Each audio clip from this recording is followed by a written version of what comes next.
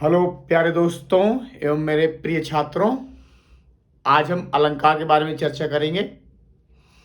अलंकार का शाब्दिक अर्थ, अलंकार की परिभाषा, अलंकार किसे कहते हैं और आपके सिलेबस में कौन कौन से अलंकार हैं उसके बारे में चर्चा करेंगे। तो आइए शुरू करते हैं। अलंकार अलंकार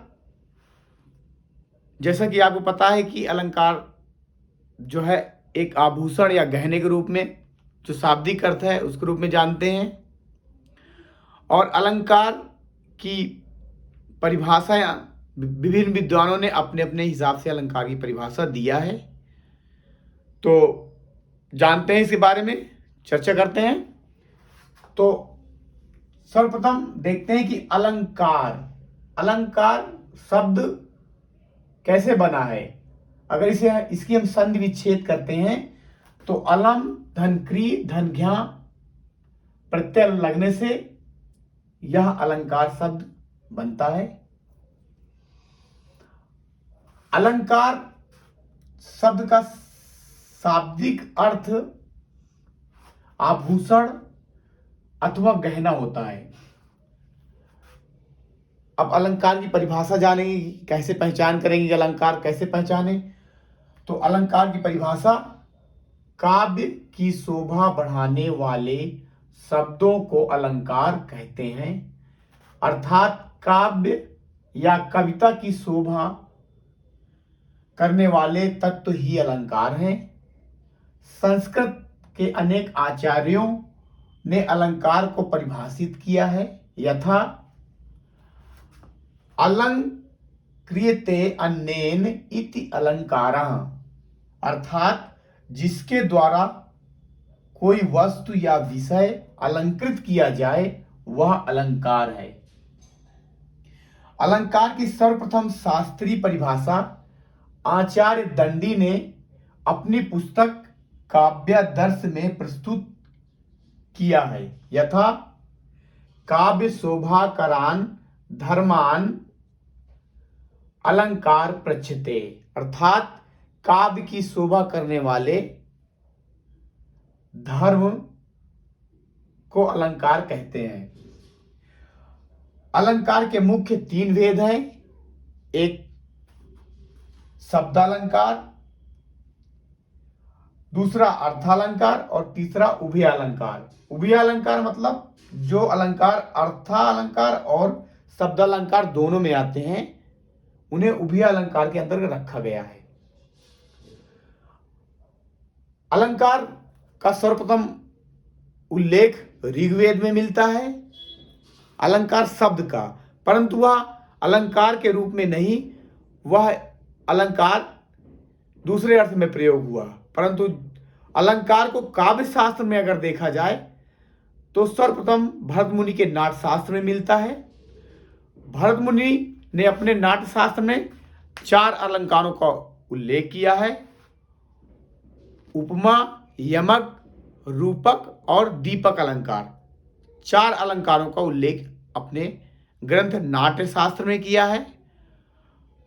भरत मुनि का जो समय है वह ईसा की 2री शताब्दी माना जाता है। आचार्यों का मानना है कि ईसा 2री शताब्दी पूर्व में भरत मुनि का समय रहा है। अलंकारों को धीरे धीरे इसमें वृद्धि होती गई और अलंकार जो संप्रदाय है उसको जो चलाने वाले हैं वो भामा है। भावा 6वीं से 7वीं शताब्दी के मध्य अपने काव्य अलंकार में 35 अलंकारों का उल्लेख किया है। अगर देखा जाए जो शास्त्रीय सर्वमान्य जो परिभाषा है वह आगे चल के दंडी ने अपने काव्यादर्श में दिया और फिर ऐसे करके एक लंबी परिपाटी चलती रही अलंकारों की। और 8वीं शताब्दी में रुद्रट ने अपने ग्रंथ में इनका वैज्ञानिक विश्लेषण किया। इसके बाद रुय्यक एवं अन्य काव्य शास्त्रियों ने इसका अपने अपने ढंग से वैज्ञानिक अध्ययन किया और आचार्य मम्मट 11वीं शताब्दी में, जो कि काव्य शास्त्र, संस्कृत काव्य शास्त्र के सबसे मूर्धन्य विद्वान और वैज्ञानिक विश्लेषण किया है, उन्होंने भी अलंकार की व्याख्या की। इसके बाद हिंदी आचार्यों ने अपने अपने ढंग से अलंकार की व्याख्या की और आप भूषण ने 105 अलंकारों को अपने ग्रंथ में स्थान दिया है। तो अब हम अपने अलंकार देखेंगे कि 10वीं क्लास में कौन कौन से अलंकार हैं, उनकी पहचान कैसे करेंगे और उनको कैसे जानेंगे। आइए अब शब्द अलंकार के अंतर्गत हम श्लेष अलंकार के बारे में जानते हैं। श्लेष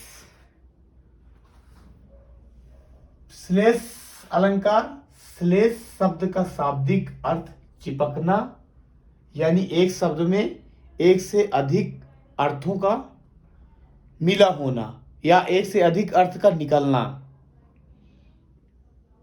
इसकी परिभाषा देखेंगे, जहां कोई पद एक ही बार आए तथा विभिन्न संदर्भों में उसके दो या दो से अधिक अर्थ अभिव्यक्त हों, वहां श्लेष अलंकार होता है। श्लेष अलंकार की दूसरी परिभाषा देखते हैं, जब एक शब्द एक ही बार आता है पर उसके अर्थ एक से अधिक होते हैं तो वहां पर श्लेष अलंकार होता है। यानी जहां जिस काव्य में या काव्य पंक्ति में, दोहे में कोई शब्द एक बार आता है परंतु संदर्भ वेद से उसके एक से अधिक अर्थ होते हैं, वहां पर श्लेष अलंकार होता है। श्लेष अलंकार के अब उदाहरण देखते हैं। रही मन पानी राखिए, बिन पानी सब सून, पानी गए न उबरे, मोती मानुष चून। अब यहां पर पानी शब्द विभिन्न संदर्भों में प्रयोग हुआ है। पानी शब्द के इसमें तीन अर्थ निकल रहे हैं, किसके? मोती, मानुष और चून के संदर्भ में। पानी शब्द तीन अर्थ देता है।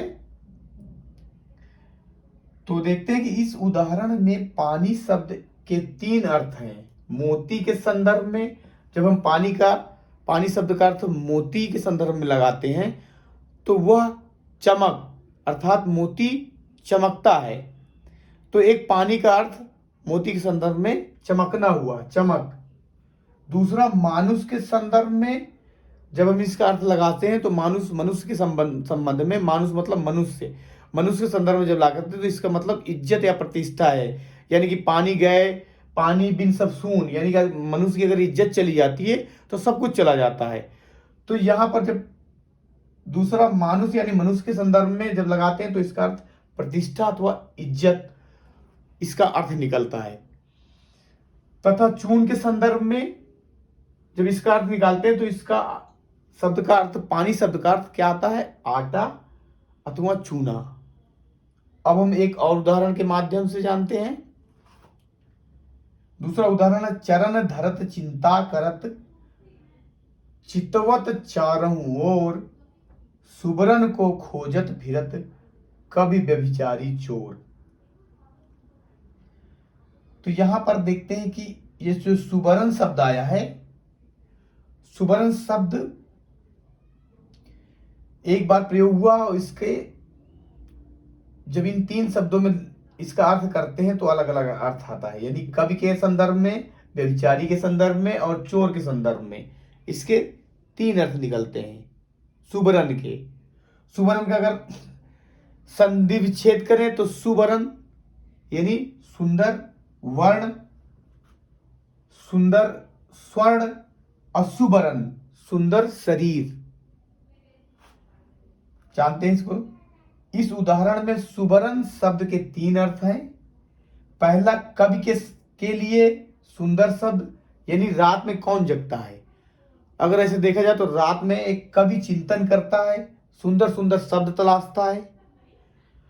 दूसरा, व्यभिचारी के संदर्भ में, यानी कोई ऐसा पुरुष, कामी पुरुष जो काम की तलाश में है, व्यभिचारी के लिए सुंदर स्त्री, अर्थात वो भी रात में जगता है, अपने इस तरह के जो है रात हो या दिन हो उसमें जग के इस तलाश करता है। और दूसरा, चोर के लिए सोना, चोर भी क्या किस चीज की तलाश करता है? सोने की, सुवर्ण की तलाश करता है, इसलिए इसके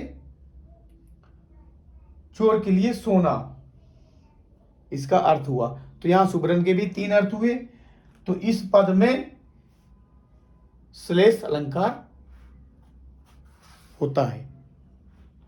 बाकी अन्य उदाहरण के माध्यम से दूसरे वीडियो में भी मैं अन्य उदाहरण के माध्यम से आपको और इसे क्लियर कर दूंगा। अब हम उत्प्रेक्षा अलंकार के बारे में जानते हैं। उत्प्रेक्षा अलंकार की पहचान, परिभाषा और उदाहरण। उत्प्रेक्षा अलंकार में मनु, मान्यो, जनु, जान्यो, मानहु, जानहु शब्दों का प्रयोग, यानी कि यह अलंकार जहां पर होगा, जिन काव्य पंक्तियों में, दोहे में या जिन छंदों में होगा, वहां पर इन शब्दों का प्रयोग जरूर होगा। जरूर, प्रायः इन शब्दों का प्रयोग आएगा, जिससे आप एक नजर में, एक निगाह में आप इसे जान पाओगे कि इसमें उत्प्रेक्षा अलंकार है कि नहीं है। आइए जानते हैं उत्प्रेक्षा अलंकार की परिभाषा। जहां प्रस्तुत में अप्रस्तुत वस्तु की संभावना या उत्कट कल्पना का वर्णन हो, वहां पर उत्प्रेक्षा अलंकार होता है। एक दूसरी परिभाषा, जहां उपमेय में उपमान की संभावना हो, वहां उत्प्रेक्षा अलंकार होता है। यानी उपमेय और उपमान, ये 2 शब्द इसमें आए हुए हैं। उपमेय यानी जिस वस्तु का वर्णन कर रहे हैं, और उपमान जिससे तुलना करना, उसे उपमान कहते हैं। उदाहरण के माध्यम से जानते हैं। सोहत ओढ़े पीत पट, श्याम सलौने गात, मनहु नील मणि शैल पर, आतप पर्यो प्रभात। यहां पर भगवान श्री कृष्ण के पीत वस्त्र धारण करने के माध्यम से संभावना व्यक्त की गई है पर्वत की। यानी जब पर्वत में जब सुबह की किरणें पड़ती हैं तो वह भी पीले रंग का दिखाई देता है। वैसे ही जैसे भगवान श्री कृष्ण अपना पीत वस्त्र धारण किए हुए वैसी दिखाई देते हैं। ऐसा लगता है कि मानो यह कोई नीलमणि पर्वत हो। इसका स्पष्टीकरण, उपर्युक्त काव्य पंक्ति में श्री कृष्ण जी में नीलमणि पर्वत की संभावना व्यक्त की गई है, अतः यहां उत्प्रेक्षा अलंकार है। उत्प्रेक्षा अलंकार में सबसे पहले तो आप ये जो शब्द लिखे हुए हैं, इनके माध्यम से आप उसे पहचान जाएंगे। अगर इन शब्दों को भी पढ़ लेंगे, याद कर लेंगे, तो इन शब्दों से आप जो उदाहरण आएंगे आपके पेपर में, तो आप उसे पहचान पाएंगे। कुछ और उदाहरण के माध्यम से अगली वीडियो में जानेंगे हम। धन्यवाद। अब हम तीसरे अलंकार, अतिशयोक्ति अलंकार के बारे में देखते हैं, जानते हैं इसकी परिभाषा और इसके उदाहरण। ये बहुत सरल अलंकार है, आपको उदाहरण पढ़ने से लग जाएगा कि इसको कैसे पहचान पाएंगे। तो ये हमारा तीसरा अलंकार होगा अतिशयोक्ति। अतिशयोक्ति, अतिशय धन उक्ति, जब हम किसी चीज को बढ़ा चढ़ाकर वर्णन करते हैं तो वहां पर अतिशयोक्ति अलंकार होता है। आइए परिभाषा के माध्यम से जानते हैं इसे। जहां किसी वस्तु या बात का वर्णन इतना बढ़ा चढ़ाकर किया जाए कि लोग सीमा का उल्लंघन सा प्रतीत हो, वहां अतिशयोक्ति अलंकार होता है। यानी जब कभी किसी बात या किसी प्रसंग का वर्णन इस तरह करता है कि उस प्रसंग में ऐसा लगता है कि यह लोक सीमा ऐसा नहीं हो सकता, परंतु फिर भी कवि उसे लिख देते हैं या उसका वर्णन करते हैं। तो लोक सीमा से परे जब बात होती है, कोई वस्तु का वर्णन होता है, तो वहां पर अतिशयोक्त अलंकार होता है। उदाहरण के माध्यम से जानते हैं। हनुमान की पूंछ में लगन न पाई आग, सारी लंका जरी गई, गए निशाचर भाग। यानी कि हनुमान जी के बारे में इसमें वर्णन है। आगे नदियां पड़ी अपार, घोड़ा कैसे उतरे पार। राणा ने सोचा इस पार, तब तक चेतक था उस पार। यानी राणा सोच ही रहे थे कि आगे नदी है, कैसे मैं इसे पार करूं। तब तक घोड़ा जो है नदी को पार कर जाता है। लहरें ब्योम चूमती, जो सागर की लहरें हैं वह ब्योम को यानी आकाश को चूम रही हैं। तो ऐसा असंभव दिख रहा है, फिर भी कवि इसको अतिशयोक्ति पूर्ण बढ़ा चढ़ा के इसका वर्णन करते हैं। तो यहां पर अतिशयोक्ति अलंकार है। देख सुदामा की दीन दशा, करुणा कर के करुणा कर रोए। पानी परात को हाथ छुओ नहीं, नैनन के जल सो पग धोए। यानी कि सुदामा जी की जब दशा देखकर भगवान कृष्ण जो है अपने नैनों के यानी आंसुओं के जल से ही उनके पैरों को धोने का वर्णन है। तो इस प्रकार का जो वर्णन है इसमें अतिशयोक्ति अलंकार दृष्टिगत हो रहा है। पत्रा ही तिथ पाइये वा घर के चौपास, नित प्रति पुण्यो ही रहत आनन ओप उजास। यहां पर एक किसी नायिका का वर्णन है। नायिका के मुख की इतनी कांति है, उसमें इतनी चमक है कि हमेशा वहां पर पूर्णिमा का चंद्रमा विराजमान रहता है। और आप कोई तिथि या कुछ जानना चाहते हैं तो आप वहां पर आके उसे देख सकते हैं।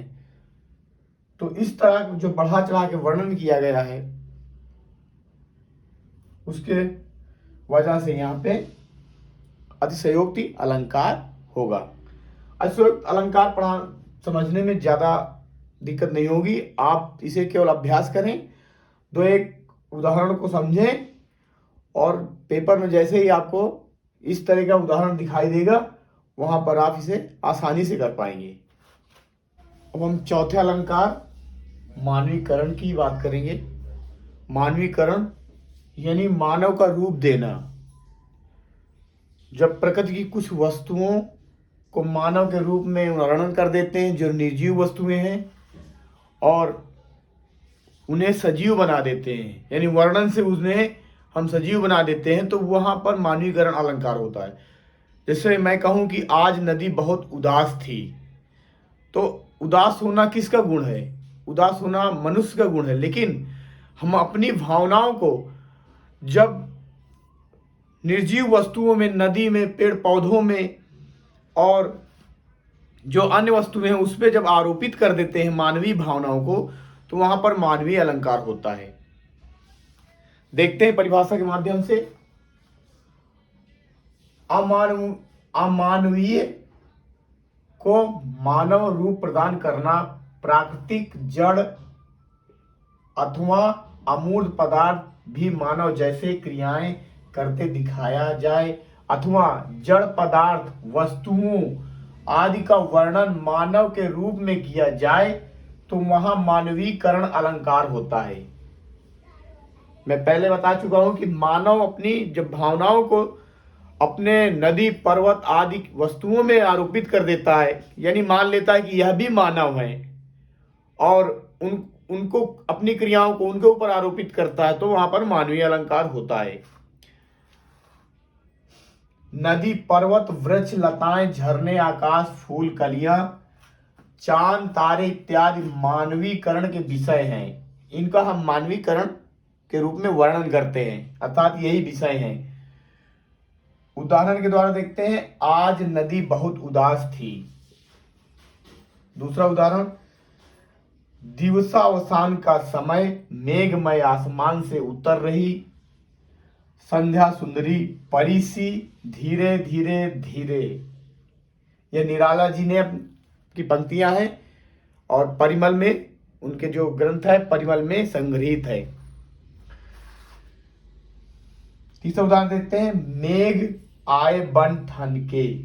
बन ठन के कौन आता है? आदमी चलता है, घूमता है, जाता है, लेकिन यहाँ पर कवि किसका वर्णन कर रहा? मेघ को मानव बना दिया, वो बोल दिया बन ठन के आए, यानी पहन ओढ़ के कपड़े अच्छे से मेघ आ रहे हैं, तो यहाँ पर मानवीकरण अलंकार होगा। फूल हंसे कलियां मुस्काई, कितना मार्मिक वर्णन कवि कर रहे हैं कि फूल हंसे कलियां मुस्काई। हंसना और मुस्कुराना मानव की क्रियाएं हैं, परंतु कवि फूलों को खिलने की प्रकृति देख के उस पर अपने भावनाओं को आरोपित किया और कह दिया फूल हंसे कलियां मुस्काई। यही कवि है जो कि मानवीय वस्तुओं को अमानवीय वस्तुओं को मानवीय वस्तु बना देते हैं। तो मानवीकरण जो अलंकार है वो आपको समझने में बहुत आसानी होगी। आप इसे जब देखेंगे कि प्रकृति की कुछ वस्तुएं जो हैं, नदी पर्वत का वर्णन मानव के रूप में है, तो वहां पर मानवीय अलंकार है। आप उदाहरण के माध्यम से जान पाएंगे। अतिशयोक्ति अलंकार इससे पहले मैंने पढ़ाया है, उसमें आप जो है बढ़ा चढ़ा के बातें देखेंगे, वहां अतिशयोक्ति अलंकार कर पाएंगे, तो वहां पर आप पहचान पाएंगे अतिशयोक्ति अलंकार है। और श्लेष अलंकार में एक से अधिक अर्थ, एक शब्द में एक से अधिक अर्थ का वर्णन होता है, चिपके होते हैं, यानी एक शब्द में एक से अधिक अर्थ निकल के सामने आते हैं, वहां पर श्लेष अलंकार होता है। और आपका उत्प्रेक्षा अलंकार में संभावना व्यक्त की जाती है कि कोई चीज मानो यही है, और उसमें कुछ शब्द ऐसे होते हैं जिनके माध्यम से आप पहचान पाते हैं, जैसे जनु जानो, मनु मानो, मानहु, ऐसे शब्द जहाँ पे वर्णन होंगे वहाँ पर आपके उत्प्रेक्षा अलंकार होगा। अब इनके अलावा अलंकार आपके अगर विकल्प में जो MCQ क्वेश्चन आएंगे, अगर उनमें विकल्प के अलावा और कोई अलंकार आ जाता है तो आप उसे पहले ही खारिज कर देंगे, उसे हटा देंगे, ये मान लेंगे कि ये तो सिलेबस में है ही नहीं है, क्योंकि आपके सिलेबस में तो 4 ही अलंकार हैं, तो उनके अलावा उनको पहले हटाएंगे और फिर इन की परिभाषा और इन्हें रिवीजन करने के द्वारा आप जान पाओगे और समझ पाओगे। धन्यवाद।